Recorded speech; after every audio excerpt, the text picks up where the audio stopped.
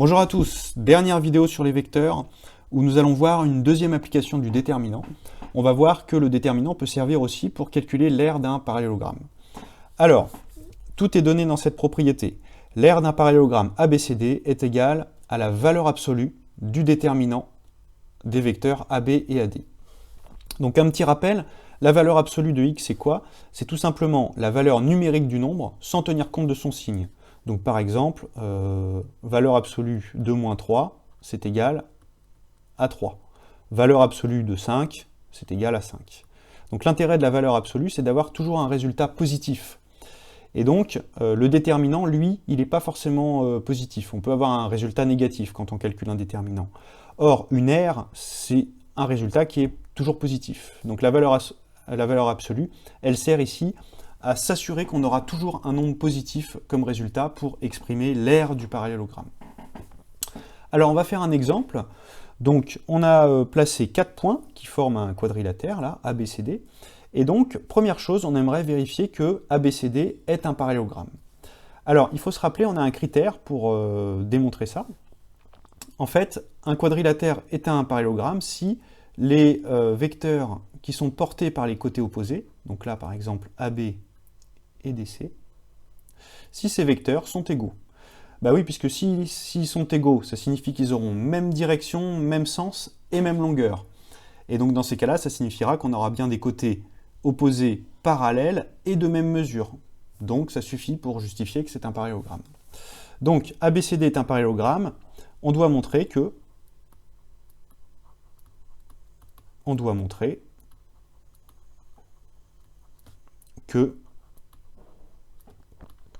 AB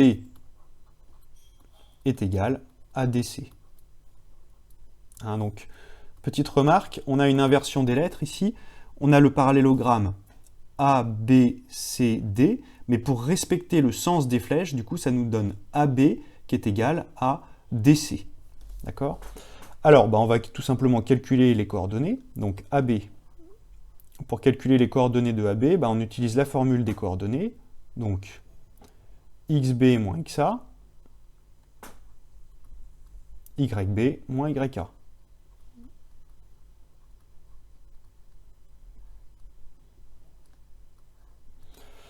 Donc on commence toujours par le dernier point dans la formule. Donc ça nous donne 1 moins moins 4. Donc XB c'est 1. XA c'est moins 4. Et ensuite YB moins 4 moins moins 3.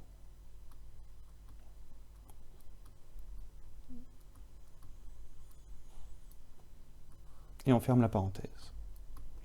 Donc on obtient 1 plus 4, ça fait 5. Moins 4 plus 3, ça fait moins 1. Voilà. Alors, pour DC, on pourrait faire le calcul, mais c'est exactement le même calcul que précédemment. Donc, on va écrire de même, on a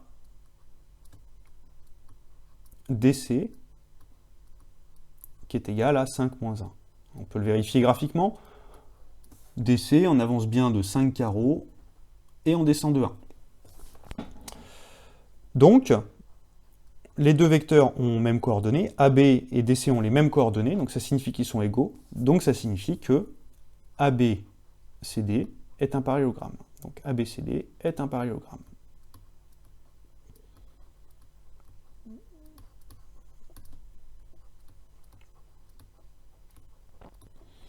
Alors, deuxième question, on va calculer l'aire de ce parallélogramme. Eh bien, on va pouvoir utiliser notre propriété.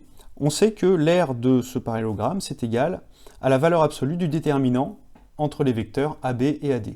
Donc, cette formule, elle ne fonctionne qu'avec un parallélogramme. Donc, en fait, là, on est certain d'avoir un parallélogramme grâce à la première question, mais si on avait eu un quadrilatère quelconque, on n'aurait pas pu appliquer le déterminant de ces deux vecteurs. Donc, l'aire, c'est égal à la valeur absolue du déterminant de AB et AD. Donc on va procéder étape par étape. On a besoin déjà des vecteurs AB et AD. Donc AB, on a calculé ses coordonnées. 5 moins 1.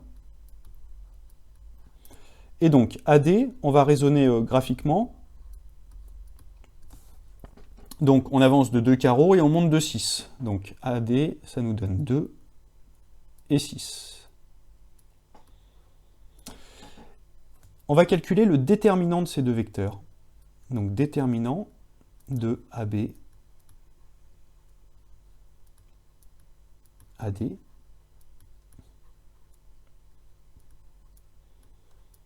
Alors, pour calculer le déterminant, on met les coordonnées dans un tableau.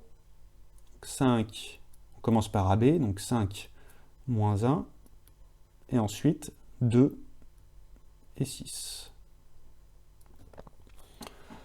Bien, et on sait que pour calculer le déterminant, on fait le produit en croix, donc ça va nous faire 5 fois 6 moins 2 fois moins 1.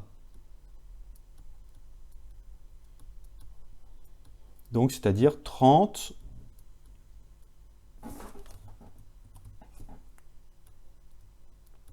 plus 2, c'est-à-dire 32. Et donc, l'aire du parallélogramme, donc l'aire de ABCD, c'est égal à la valeur absolue du déterminant. Donc c'est égal à la valeur absolue de 32. Et la valeur absolue d'un nombre positif, c'est le nombre lui-même. Voilà, mais en fait, ce qu'il faut voir, c'est que si on avait trouvé un résultat négatif ici, par exemple, si on avait trouvé moins 32, eh bien, l'aire, on n'aurait pas dit que c'était moins 32, on aurait mis la valeur absolue pour obtenir justement 32. Donc, l'aire, c'est 32, et donc là, on n'a pas d'unité particulier, donc on va mettre unité d'aire, UA.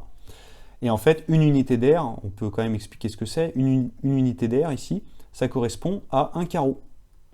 Un carreau du repère, puisqu'en fait, on est, chaque carreau fait 1 par 1. Donc ça signifie quoi finalement? Ça signifie que dans la figure violette, ici, eh bien, on peut compter 32 carreaux au total. Alors évidemment, là, on a des carreaux qui ne sont pas entiers, donc après, il faut les regrouper entre eux pour obtenir des carreaux entiers. Mais dans cette figure-là, il y a 32 carreaux. C'est la fin de cette vidéo, merci de l'avoir visionnée. Tu pourras trouver davantage de ressources sur ma chaîne ou sur mon site internet www.zmat.net. À bientôt!